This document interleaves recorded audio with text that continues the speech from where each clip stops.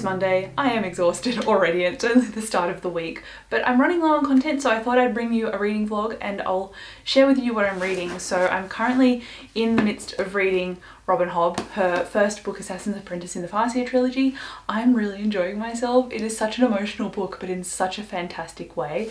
And true to form, as soon as I start again with a long series by an author that I really like, something has shown up in the mail. And that something is a new release. I will open it now. I actually had the foresight to cut it with scissors before I sat down to film, which almost never happens.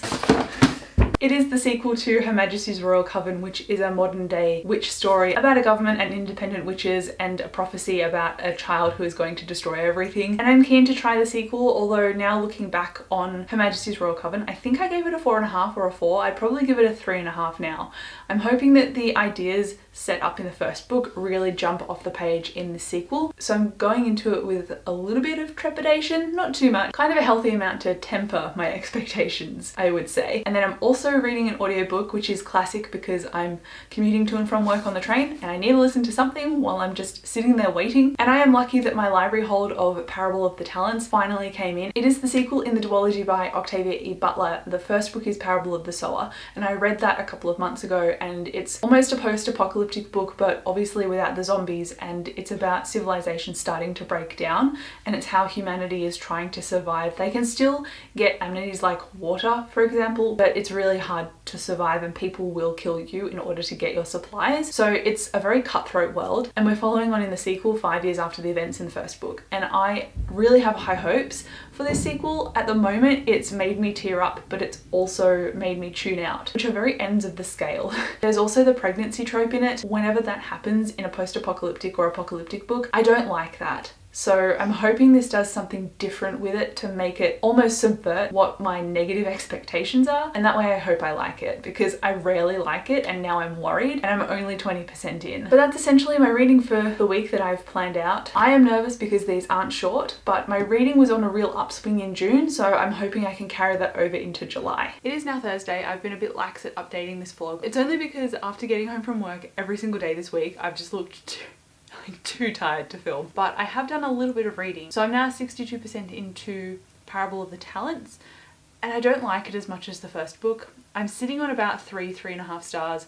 I really want to rehash what I said earlier about feeling unfocused in most parts and then brought back into the story in others.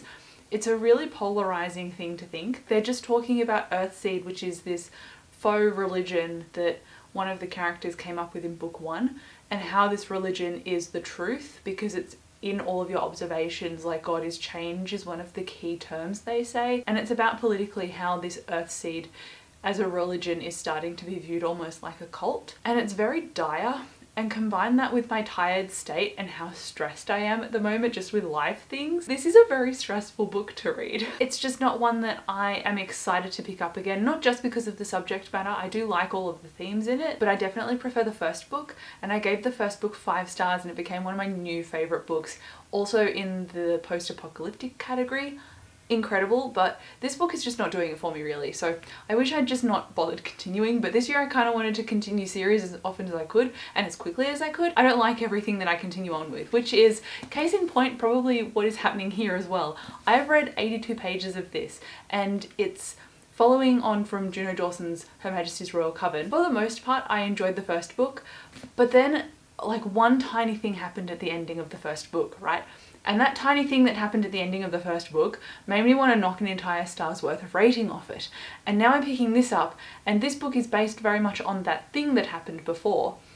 And I just don't like the perspective here, and I don't like how we're being shown the story so far. There was like a potential saving grace. I was like, oh, X and Y have connected, and this thing now can be occurring. And then it was like under the rug again. And I was like, oh, this is so frustrating. But maybe things will change about the plot that will further bring me into the story if I stick to it, because I don't actively dislike it. It's just portraying a lot of personal things in the story that I don't like reading about. So I'm like, will I end up liking it if these things carry on through the entire story and that makes up the plot for book 2? I don't know if I'm gonna DNF this or not, but it's feeling likely, but I think that's just because of the mood I'm in right now, so I need to give this one a chance. The good thing though is that I'm reading Robin Hobb. It's just bringing me so much joy, although perhaps joy is not always the right word, because this is intense. The characters in this book are so real to me.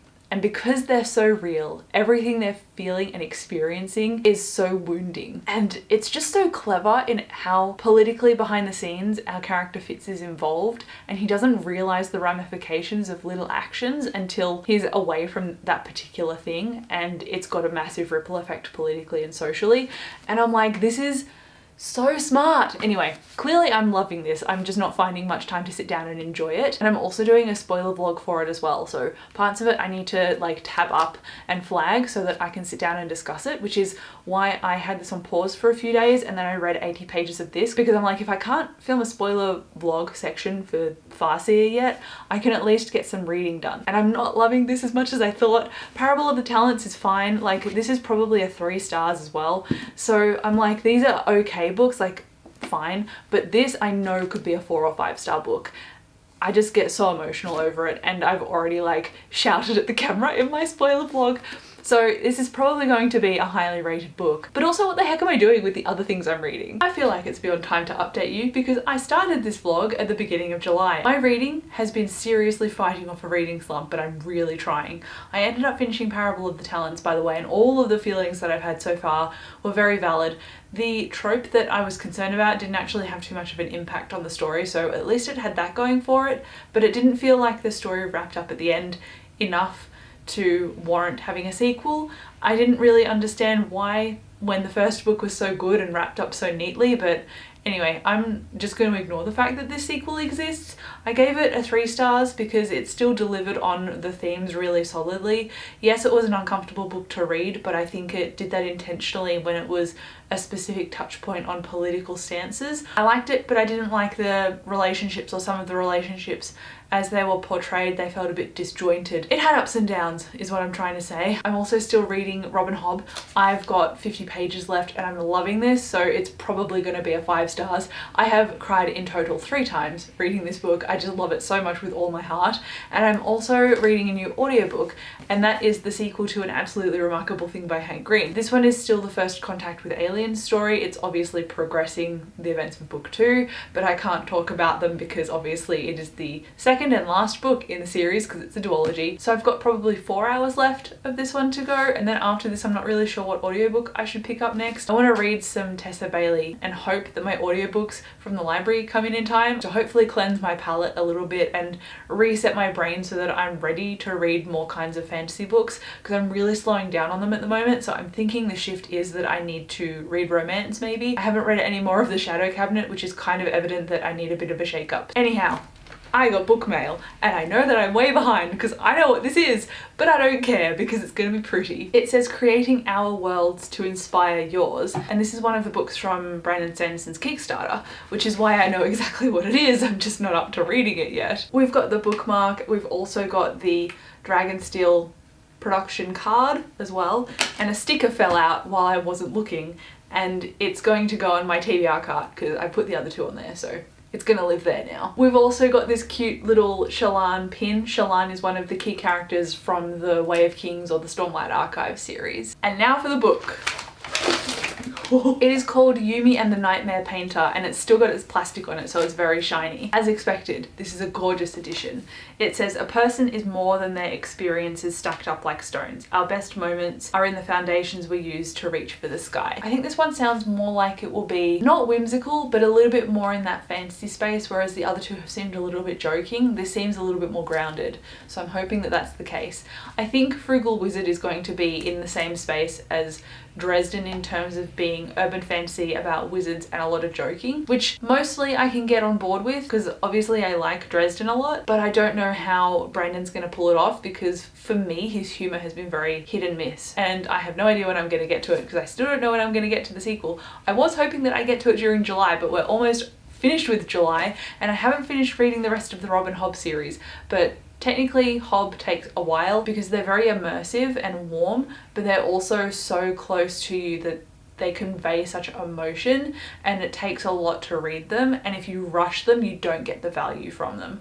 So that's why I'm trying not to rush myself reading it. I sit down and I read Assassin's Apprentice when I actually have the time in the evenings to read, and those times don't often coincide with me being able to film vlog clips, so that's why I have been very far between. But I've had 2 unboxings in this vlog so far, which completely surprised me. This has become our night. Hot cocoa. Got the Zelda and my hot cocoa, which is very spooky.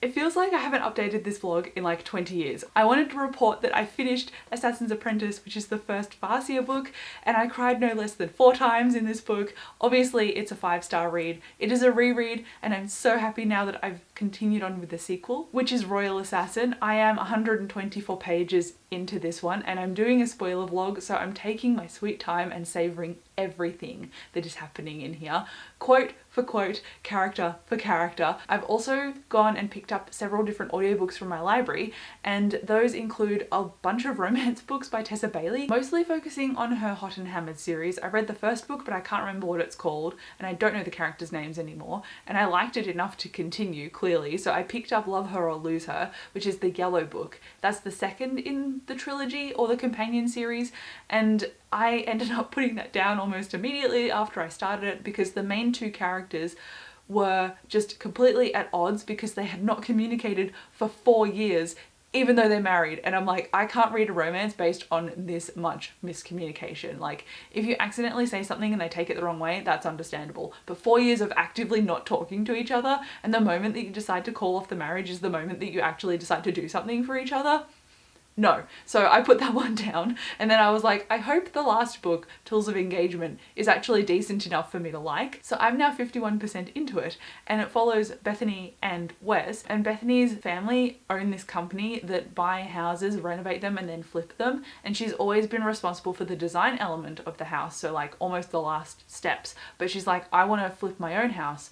And her brother is being really condescending because he's like the company lead, and he keeps refusing her all these opportunities. So she's like, fine, I'll do it myself. And in this book, she confronts her brother, and then under her brother is Wes, and he's one of the construction workers. And so Wes is like, I'll leave, I'll help Bethany instead. And it's a romance between both of them. But she's 30 and he's 23. But he's learned a lot based on his upbringing because he's gone all the way through foster care, and he's also responsible for his sister's 5-year-old daughter. She was very much addicted to drugs, was off drugs while she was pregnant, and so gave birth to Lara, and now has skipped town. So Wes is looking after this 5-year-old, and he doesn't know how to be a parent of any kind, and he realizes that he's getting responsibility and starting to put roots down in this town, as well as falling for Bethany, while Bethany is realizing that Wes stops her from mentally spiraling and making everything in her life seem perfect and picking apart problems everywhere. So they're really leveling out each other's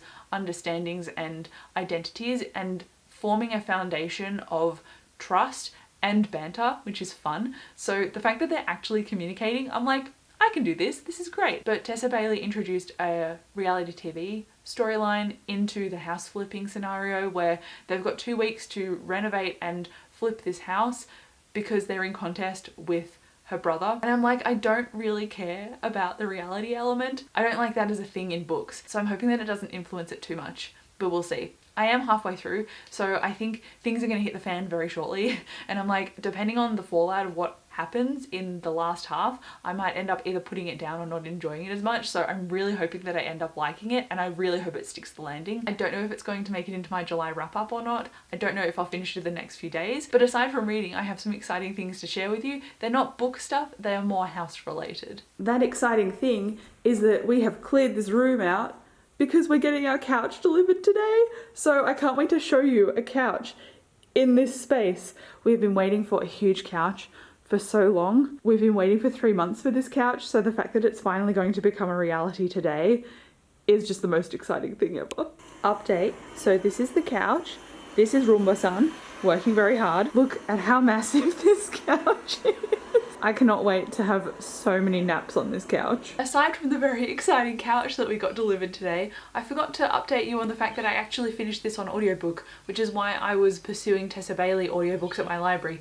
I ended up giving this a 5 stars because it was a reread for me, and I think the themes of this one kind of overtook the story a little bit in some ways, just discussing how the internet is a constant focus of our lives and how it's really rife with advertising and how that really shifts the economy and our identity. It was a really valuable discussion and I really liked it a lot, but I preferred the characters over the story, and the characters were really at the forefront of the story in book 1, and they kind of either became level with the themes in this one or just got overtaken a little bit by the themes. I still really enjoyed it though, which is why I obviously gave it 5 stars. So I just wanted to close out the vlog and mention that I'd actually finished reading this because it felt incomplete without me saying it. So I had several 5-star reads, but they were both rereads. So this one and Assassin's Apprentice by Robin Hobb, both 5 stars.